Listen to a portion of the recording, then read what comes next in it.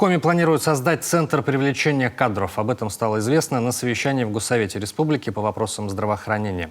Именно дефицит медицинских работников в регионе стал центральной темой. Представители Министерства здравоохранения, эксперты озвучили причины нехватки врачей и медсестер и предложили разные пути решения проблемы. Например, вернуть государственную систему распределения медработников. Все подробности в репортаже Анастасии Тюрниной. Первым слово на совещании берет Игорь Дягилев и озвучивает отнюдь не радостную статистику. В прошлом году в Коми прибыли 243 врача, уволился 321 доктор. Причины разные – миграция, пенсионный возраст, развитие частной медицины. Еще сложнее удержать медиков на селе. И дело не только в труднодоступности некоторых населенных пунктов, но и в старом жилфонде, а порой и в его отсутствии. Помочь должен профильный национальный проект. Так, в ближайшие годы в Коми планируют увеличить численность врачей до 4200 человек. Средний медперсонал до 11 тысяч. Для этого у республики есть отработанные механизмы. В целом у Министерства здравоохранения реализовывается в рамках федерального проекта по кадрам, есть региональный проект Республики Коми по кадрам. Разработана целая кадровая политика. Это блок мер. Они разные, начиная от аккредитации специалистов, заканчивая обучением специалистов. Это обеспечение жильем. Привлекают кадры целевой и контрактной подготовкой врачей. Ведомство выдает именные стипендии, взявшим на себя обязательства по трудоустройству в госучреждениях.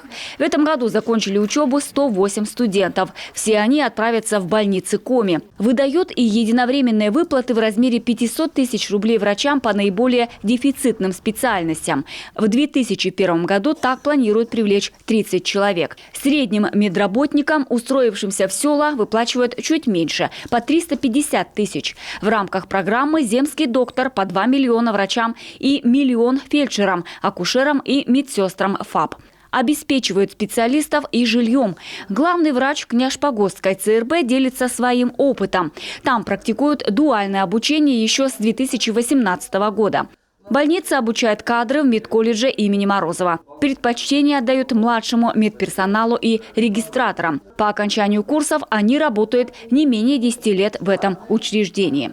Заключены договора со студентами паритетные. 20 тысяч платят учреждения, 20 тысяч платят они. В год это составляет 40 тысяч. Кроме того, администрация учреждения за счет собственных средств осуществляет доставку обучающихся. То есть мы первые 2 года возили их непосредственно на учебу, размещали. То есть вот такой вот была забота такая была проявлена данному персоналу.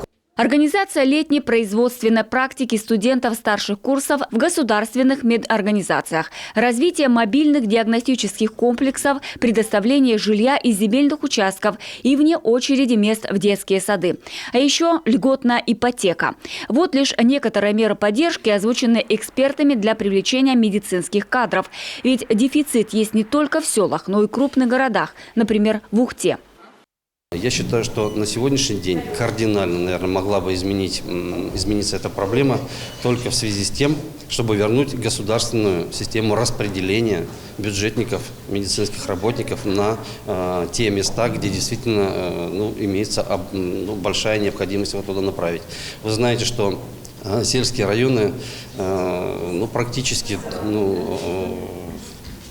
обеспечены медицинскими кадрами достаточно мало. И заманить туда только деньгами, скажем, медицинских работников просто не представляется возможностью. В качестве дополнительной меры в Коми планируют создать центр привлечения кадров. Он объединит потребности всех медицинских организаций, министерства и базы вакансий. Анастасия Тюрнина, Олег Костромин, телеканал Юрган.